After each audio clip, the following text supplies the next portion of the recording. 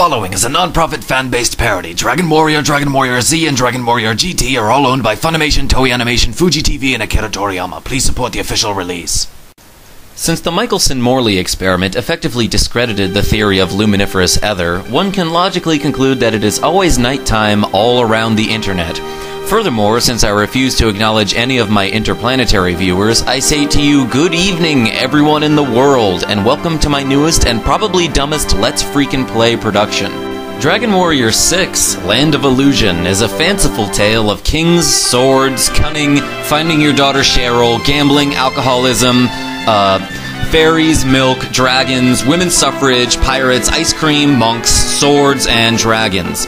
This, of course, is all purely speculation since I've never actually played this game before, but the point is that it's definitely a Dragon Warrior game. Expect me to make lots and lots of terrible jokes. Before we begin, I would like to apologize for not thinking of a creative and humorous name for our protagonist. I instead opted to choose the Don't Care default on the account of being restricted to just 4 characters. You will most likely want to choose a fast message speed. Since the popularity of the number 2 has greatly diminished over the past year, it can be procured at a bargain price. We find our heroes resting near a calm campfire. The lullaby of crickets over the rhythm of a crackling flame distills the harsh tension of the violent storm like a string quartet on the sinking Titanic. They are suddenly startled awake, and they immediately spring to their feet, alert and poised to greet imminent danger with a drawn blade. They are fully prepared to fight to the death at the first sign of a threat. They are absolutely wide awake and not sleeping even just a little. The dude laying down is just stretching, guys. Yes, this is most certainly happening. In the meantime, why don't we... Oh, the blue-haired thing rises to find that his ankles are missing. His ambiguously gendered cohort asks a poorly constructed question that you cannot choose to ignore. It is obvious that your friend doesn't understand your response, so he or she abruptly changes the topic of conversation. Suddenly, a negligible character stomps all over your lawn. The programmers seem to have accidentally given him lines. It appears that this portly Punchinello is an expert at confirming whether something is a castle or not. The man has also determined that you are well rested and orders your tactical deployment before the seated warrior says something redundant. The group recalls that you've traveled long and hard to arrive at this mysterious place. I would like to assure all my loyal fans that long and hard is the only way we do anything here at LFP LLC. And if you haven't guessed it already, this one line of dialogue is the sole reason I chose to narrate Dragon Warrior 6. It was a deal breaker, okay? Once again, the mysterious stranger speaks out of turn, and the other 2 actors must improvise to maintain the message of the scene. The handsome woman then fails to mention that losing the fight will eliminate your team from the playoffs. This is it. This is the moment of truth. You pick up your sword, and you pick up your shield, and you pick up your guitar, and you pick up your bow and arrows, and you pick up the pace, and you pick up your cellular device.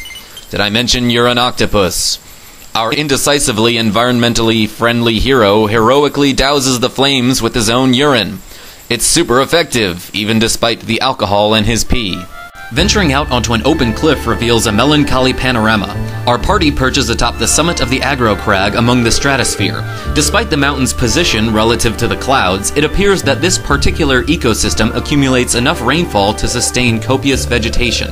From its pocket, the female dude produces the mandolin of manliness in an obvious attempt to counteract its feminine appearance. It then jeopardizes the party's entire adventure by throwing it into the air next to a steep 4,000-foot drop like a fucking idiot.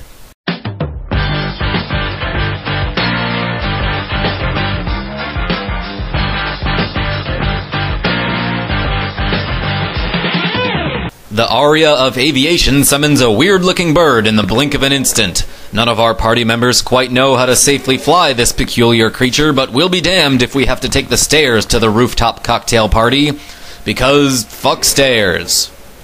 I would also like to point out that this is one of the few times you will ever see an RPG character jump.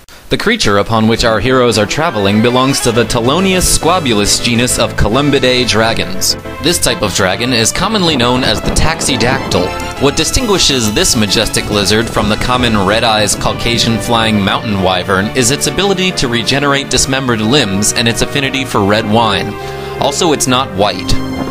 Our heroes circle aimlessly while the GPS searches for a signal. The scary-ass music in the background indicates that some scary-ass shit is about to go down. the camera tilts downward to capture the layout of the Archfiend Mudo's casino. As it turns out, hopping on the dragon wagon saved our party from having to fight its way through like 5 different towers. Also, look at all those goddamn stairs we skipped. It's good because... fuck stairs. Now why don't we drag this shot out for a few more seconds and then fade to black, because that... damn it! The eerie suspense is channeled into an ominous decrescendo and the screen becomes dark as balls. Well, you know what they say. Once you go black, you regain consciousness in the hallway of an abandoned Holiday Inn. Your party members are dancing with fear. Your Dungeon Master Apprentice reports that obvious exits are forward, more forward. The delicate yet robust aroma of monsters titillates your olfactory senses. You then giggle quietly to yourself at the word titillate. Since the archways leading through the corridor are so narrow, it can be assumed that there are no fat people beyond this point. This is a huge relief. One time I swallowed a penny. Next, our trio traverses the sumo wrestling arena, trembling with anticipation for what may lie ahead. Since there is absolutely nothing of interest for which to provide commentary, I would like to take this opportunity to pause for station identification.